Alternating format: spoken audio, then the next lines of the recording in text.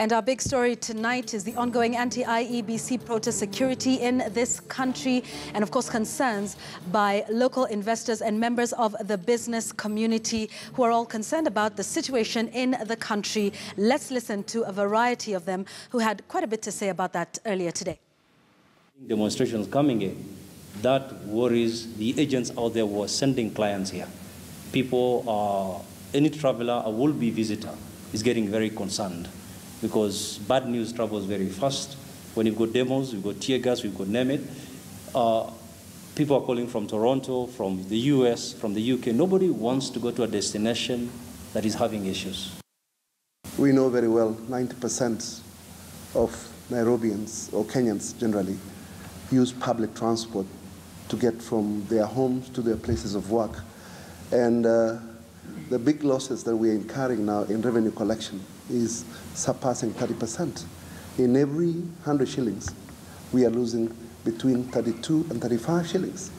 That can tell you how deep we are, and by the time we are through this, maybe we'll be doing 40 or 50. All right, some concerns there from representatives of the tourism sector and the matatu industry. We want to speak now to the trustee of the Kenya Private Sector Alliance, Lee Karuri. Thank you very much for joining us on the big story tonight. What are your specific concerns at this point? We're back into the politicking season. There are also protests, not just in Nairobi, but in other parts of the country as well. What are your thoughts, and has the CS done anything to allay your fears? Thank you.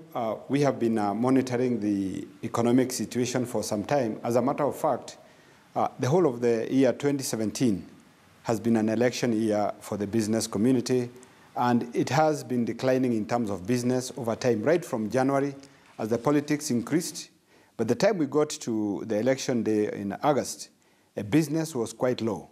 Now, what has happened is that once the results were nullified and we came into this second season, this has made it even worse.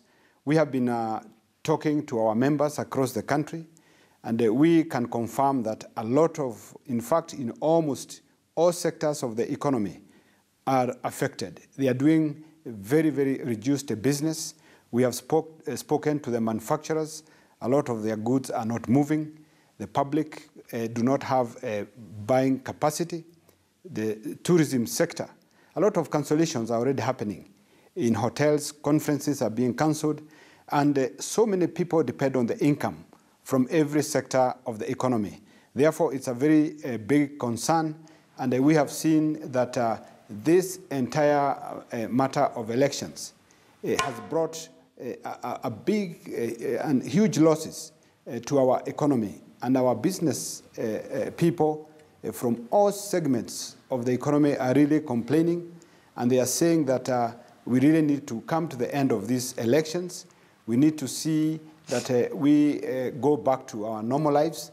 And this is affecting people from both the Jubilee and the NASA areas.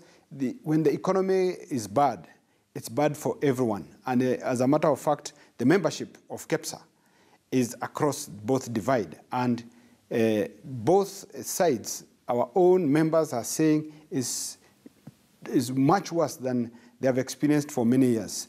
Therefore, it's a real concern, and when it comes to the matter of protests, this now has even compounded it. It's even getting worse. The position of the business community, and we had a serious discussion among ourselves. There was a press conference today, is that the protests are making it even worse. And we have put a position that demos and protests are no good for the economy, and there are other ways that these discussions can be held without making the economy even worse. Okay. So right. The business community is against the protests. Okay, Lee, allow me to jump in because you talk about falling profits, and obviously these are the incomes and livelihoods of people across the political divide. But then again, it's also the right of persons who want to protest, including people that are calling themselves the Nairobi business community, to protest and express their displeasure. However, some accuse KEPSA of just only looking at the bottom line and falling profits, as opposed to actually stepping in and trying to help the situation calm down rather than condemning the protests. Today we have reports of frantic efforts to break the impasse. Religious leaders are involved. Is this a role that KEPSA could be playing, even while you say you do not support the protests? As a matter of fact, I must say that KEPSA has been very keen to also discuss with various leaders in both parties. We actually have reached out privately, and we have been having discussions to see how we can be able to bring civility in the entire of this process of campaign. So we take that as also part of our civic duty to dialogue and bring about a civil and a good environment for all Kenyans to thrive. However, at the same time as we dialogue and we reach out to our leaders, we feel that despite the fact that protests that are peaceful are allowed, what is happening is that they're having such a negative effect on the economy. It's affecting all of us. Remember, a lot of people need to make an income every day. The ordinary people who go to work, most of them are being laid off. They are not able to put food on the table. They are not able to meet their daily means for survival. So it's a bigger problem than the constitutional provision for protests when people are not able to make their ends meet on a daily basis. That is a challenge, it's a challenge across the country. And we would like to make lives of Kenyans better by getting the economy back. All right, Lee, understanding that it's bread and butter issues. My final question to you tonight is, you're against the protests, but there's a group calling itself the Nairobi business community that has vowed to participate in the protest, sort of have a counter-protest, you know, to protect their property. Are you aware of this? Is the Nairobi business community, as they call themselves, a part of KEPSA? You know, is this something you have sanctioned? Do you know who these people are? We have members across the country. We try to find out if they are members of any of our business associations that are within Nairobi or any other part of the country. We have not been able to get any information about their affiliation to KEPSA. So we do not have a direct link with this group. And we have also brought out our voice that any group that is bringing protests in the streets that will bring fear to the communities, it's not our style. Therefore, we would like to ask for everyone to remain peaceful. All right, thank you very much. That's Lee Karuri. We really appreciate your time here. Trustee at the Kenya Private Sector Alliance, talking about the state of the economy in the year 2017 that, according to him, has basically been a politicking year, and that business is hurting, bottom lines are hurting, but importantly, people and their incomes are hurting as well. Thank you very much for that, Lee Karuri, who is from the Kenya Private Sector Alliance. And even as we continue to discuss the issue of protests and the issue of amendments that are being made to the Constitution, the international community, diplomats today met with members of the Commission, that is the IEBC, and spoke about their concerns about the situation, saying that in this current environment, everybody loses. Listen to Robert Godek, the ambassador, America's ambassador to Kenya. Representatives, we have all seen the importance of foreign investment, trade, and tourism for Kenya's economic growth, jobs, and security. If the upcoming election devolves into chaos, the economy, businesses, job holders, and families, all Kenyans will pay a heavy price. All will pay a heavy price. Everybody loses. Let's speak to Commissioner Dr. Roslyn Akombe, who joins me now. Of course, the Commission is definitely in the spotlight with this. Dr. thank you very much for joining us on The Big Story tonight. I would just like to begin straight away by asking your preparedness, considering the Supreme Court ruling on the 1st of September said that your Commission committed some irregularities and illegalities in conducting that election. What assurances do you have for voters today that you have been able to fix all of those issues and that we will have it better second time around? Thank you so much, Yvonne. Just really to, looking back at the words that I have seen, in the last few minutes about the economy and the concern about the economy, we as the Commission also have the same concerns, and that's why we're doing everything we can to ensure that we meet the constitutional obligation of us delivering an election on the 26th of October, because that is a Supreme Court ruling. We cannot be people who will contribute in any way to undermining the ability to deliver an election on the 26th of October. Since we got the ruling from the Supreme Court on the 1st of September, the Commission has been looking at the various aspects of the ruling, even before we got the full judgment. So by the 2nd and the 3rd of September, our staff across the country had met at the constituency level, at the county level, to look at things that they think they had not done well, things that they think they had not done perfectly, that led to the annulment of the presidential result. And so what we've been doing for the past 1 month is to look at each of those different things, each of those different processes, our internal processes, to ensure that we get it right. The first part of that we've been working on in the last few weeks is on the training manuals to ensure that each detail is included in those manuals. We have now introduced not only the presiding officer's manual that goes into every specific detail of what was in the Supreme Court ruling. We've also now introduced what we call the returning officer's guide that we did not have before.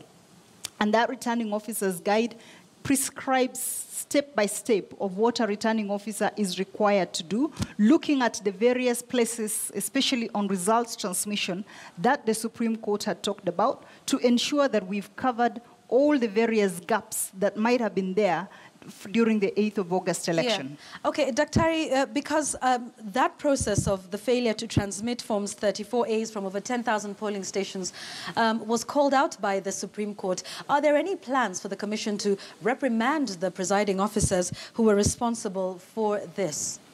Let me talk about the specific gap, or how we are filling that gap of ensuring that those 10,000 Form 34As, and remember, the forms that did not come through were the Forms 34A that were being transmitted by the presiding officers at the polling station level. What we have done differently now is that in discussions with Saffron, our service provider, we have locked the kit in such a way that, the KIMS kit, in such a way that the results will have to be transmitted, both the text result and the image result, so that we have both the image and the text result itself. What we've also done is increase the bandwidth or the capability for us to transmit results. You might have heard that during the 8th of August election, what we had done is that the country had been mapped into 3. Yeah. And you had some service providers that didn't have maybe some specific strength in certain areas being the ones being the provider there. So what we have done differently with the support and cooperation of Safaricom is we've ensured that in those kits now, we have a Safaricom SIM card, meaning that because Safaricom has better transmission capability across the country, the challenge we'll be having is to now cover about 6,250 polling stations that are not covered by Safaricom using satellite capability. But we've gone beyond. Yvonne, I'm going to now answer your specific question about the presiding officers. Mm-hmm. In the last few days, 3 or 4 days, the Commission, about 4 commissioners have been sitting in a hotel, looking at the scrutiny reports that we received from the Supreme Court, but also looking at our own scrutiny that we had done of all the forms, both the Forms 34A and Forms 34B. And what we have done, the decision that the Commission has made, that any presiding officer, all the presiding officers that were involved or that did not, transmit the result or did not sign the form or did not stamp the form or had any error in their forms will not be participating in this election that we'll have on the 26th of October. We also hope... Any plans to take some action against them? Because surely in that conduct, that is what led to the annulment at the Supreme Court. And also you talked about enabling the kids to send a text and an image. Wasn't that the requirement before August the 8th? Or are you now telling us that despite that having been a requirement, that it wasn't done? Well, as you might be aware, Yvonne, the Election Offences Act gives the authority to prosecute staff, our own staff, who are involved in any of those issues that could be considered election offences to the office of the DPP. We are hoping that, we have already received communication from the ODPP. We have said that as a commission, we'll be willing and ready to cooperate with the DPP should they want to proceed with any investigation of those staff. So that is the responsibility really of the ODPP to be able to prosecute any of the officers that might have been involved in any of those issues that we have raised. And you raise a very good point. Yes, the plenary, that is the commissioners and Chairperson Chebukati, had approved in the August election that the kits needed to be configured in a manner that both the results, the text results, and the image were to be transmitted. But we obviously all learned much later that that wasn't done. And what we have ensured is that Chairman Chebukati has been very hands-on on all issues related to ICT. The Commission has been sitting directly with the company that has been providing the technology to ensure that all those gaps that were identified by the Supreme Court are fixed, and so that the kids do not provide for us the same challenges that they provided during the 8th of August election. All right, let's speak about, the presiding officers, which is part of a bigger conversation within the political sphere, and that is with respect to amendments that are being made to the law, and those are the proposals that are set to be tabled on the floor of the House by the majority side. But before I start to get to my question, Robert Godek, who was with you earlier today, had this to say about the new laws and how they would affect, if at all, the functions of the Commission as you prepare for this repeat poll. It's an opportunity for both sides to demonstrate leadership, strengthen Kenya's democracy, and build the country's international prestige. Unfortunately, the opposite appears to be happening. The draft Election Laws Amendment Bill, for example, puts at risk the IEBC's ability to conduct a better election within the mandated 60-day timeline and unnecessarily increases political tensions. Kenyans can debate whether or not electoral changes are warranted, but the timing is a serious problem. Wise reforms to an established electoral process take time. They require thoughtful reflection and broad agreement from all parties. Well-established international best practice is to avoid changes to electoral rules just prior to an election. All right, Daktari, also the chair of your commission is on record last week as saying the commission doesn't need any more new laws to be able to conduct this repeat poll. Your thoughts as to this? We also know it has been cited by NASA as a stumbling block in the talks.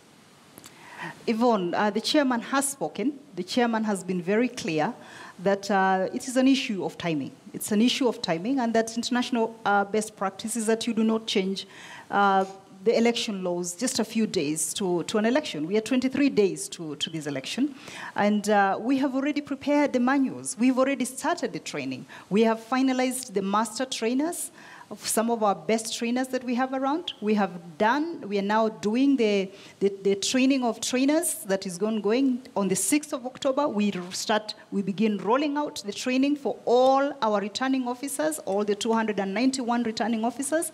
And what we have used to develop the manual is existing law, all the manuals that we've done. So how far back would these amendments set the Commission in its preparations for the law, for the election?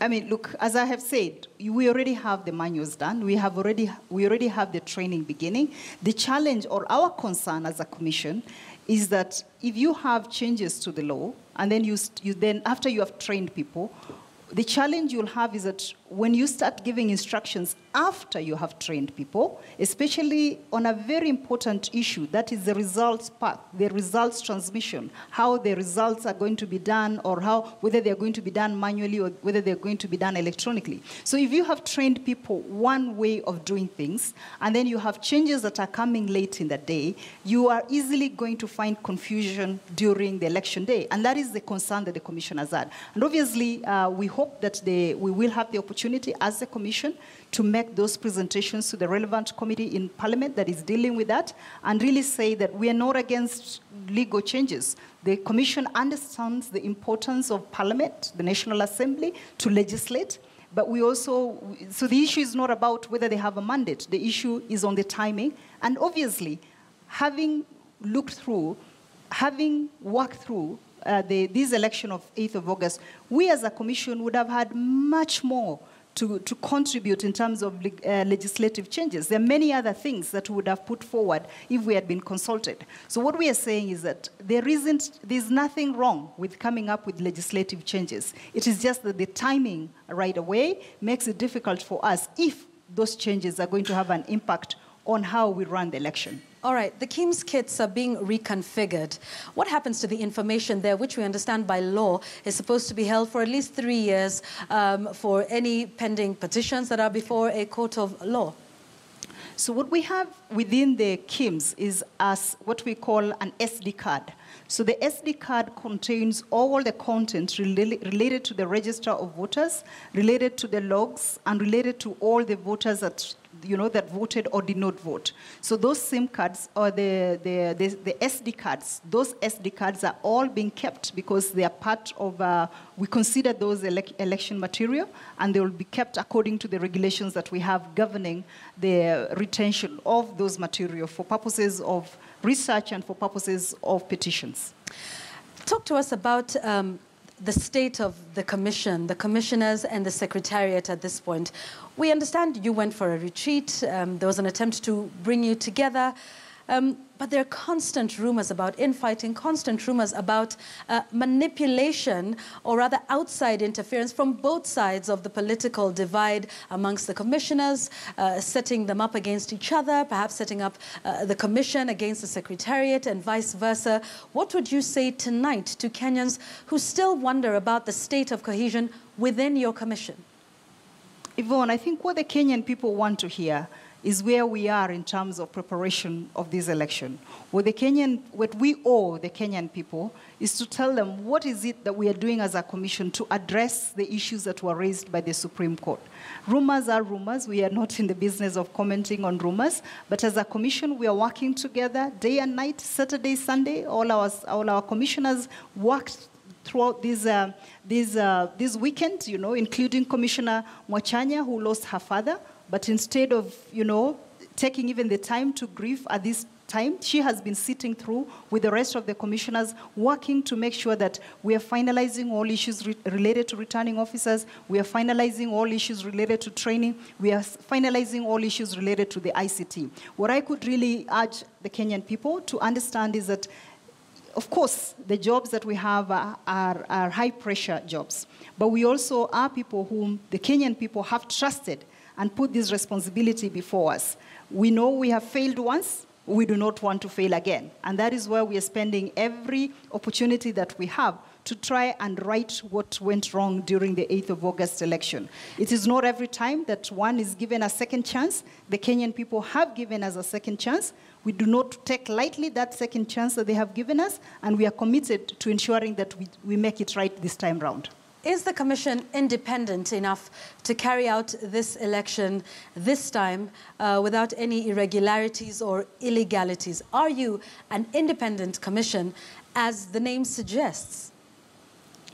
I mean, of course, the Constitution is very clear about the independence of the Commission, and that is why we go out and do our work every day, knowing that we are serving the Kenyan people. I mean, obviously, in any such a highly political environment, any political actor will want to have influence one way or another. But what we have done as a Commission under the leadership of Chairman Chebukati is really go back to the basics, that in the end, what we want to do is to ensure we have an election so that our economy does not continue to hurt. We want to ensure we have an economy so that our people can stop really spending a lot of time worrying about what is going to happen next. So really that is the commitment that we can give to the Kenyan people, that we are out there trying as much as we can. And today I was talking to one of our returning officers, and it touched me what he said. He said, Madam Commissioner, people really think that we wake up every day and say we are going to mess up this country. That is not what we do. We don't wake up in the morning and say, today we are going to be rigging elections in this constituency or that constituency. We wake up every morning wanting to do the right thing. And I think that is what we hope that we'll be able to do as the days get closer to election day. All right, my final question to you, Rosalind, is your reaction to the protests that are taking place, talking about the removal of certain officials, but also just getting back the talks, getting both sides back on the negotiating table. What with protests that are taking place on the streets on Mondays and Fridays, we understand that there are efforts to bring both sides on the table by the religious community, by the IEBC as well. Could you speak to us a little bit about your efforts in trying to get Uhuru Kenyatta and Raila Odinga back onto the negotiating table, and perhaps even, a face-to-face meeting? We believe very strongly as a commission that as Kenyans, if we sit together around the table, we'll be able to find solutions to the issues that have been raised. We have looked carefully at each of the issues that have been raised by Jubilee and the issues that have been raised by NASA. We believe very strongly that at least out of those 12 issues that have been put forward, we have a solution at least to 9 of them, concrete solution that responds directly to what their demands are. The remaining 3 or 4 issues are issues that we can sit around the table and find a solution, an alternative way of doing that. I know that Chairman Chebukati has been working very hard. He has reached out to the religious community, he has reached out to the business community, he has reached out to the diplomatic community, all in an effort of ensuring that he has or we have an opportunity to meet with our candidates. Because in the end, it is the 2 candidates who are running in this race, and any discussions have to be with these 2 candidates that are in this race. We are optimistic that all the efforts that have been made by the Commission and various actors are going to bear fruit, because we don't have a choice, Yvonne. We need to sit down as a country and as candidates and resolve these issues, because our economy is hurting, our people are hurting, and the best we can do is sit around and resolve those issues around the table as Kenyan people, so that we can move forward and deliver an election that our people, that the mama mboga who's selling their vegetables somewhere deserves, or the rich businessman somewhere deserves. So we really need to take seriously the issue of the talks, and I'm very optimistic. I'm an ultimate optimist. Yeah, I am optimistic that we will be able to get the 2 candidates around the table. Or do you believe, in a minute, that any of you should take political responsibility for the annulment of this? Yourself, the chair, commissioners, the CEO. Do you believe that you should take political responsibility and perhaps say, no, what happens if this goes wrong again a second time? Yvonne, I think we've already taken political responsibility by saying that we are going to work on this, we are going to try and do this right. I know that the expectations could have been that we all resign. What would have happened if we resign? What happens in a moment of resignation of everybody at this point is that you will not have an election on the 26th of October, because the processes that we have of putting together a new commission would have then ensured that you don't have an election now. You have an election in 3 months, you have an election in 6 months. And what would be happening to our economy at that time? What will be happening to the students who need to sit for exams during that period? So really, I think as we look at all these issues together, we need to look at them from a longer-term perspective for the country. We cannot be having an electioneering period that never ends. The election has to happen so that the country can be able to move on. All right, thank you very much for your time, and we wish you all the best during the next 23 days. That's Commissioner at the Independent Electoral and Boundaries Commission, Dr. Rosalind Akombe. Thank you very much for your time discussing election preps. That is our big story tonight. I thank her, Lee Karuri from KEPSA, and as well, Acting CS in the Ministry of Interior and Education Cabinet Secretary as well, Dr. Fred Matiang'i, who was with Sophia, our lead reporter. By the way, we'll be letting you know when you can watch the entire interview. They had such a wide-ranging conversation. So stay tuned for details on when that full episode will air. Thanks very much for watching The Big Story. We'll catch you again tomorrow. Join us once again as we track The Big Story. Have a good night, everyone. I'm Yvonne Okwara Matole.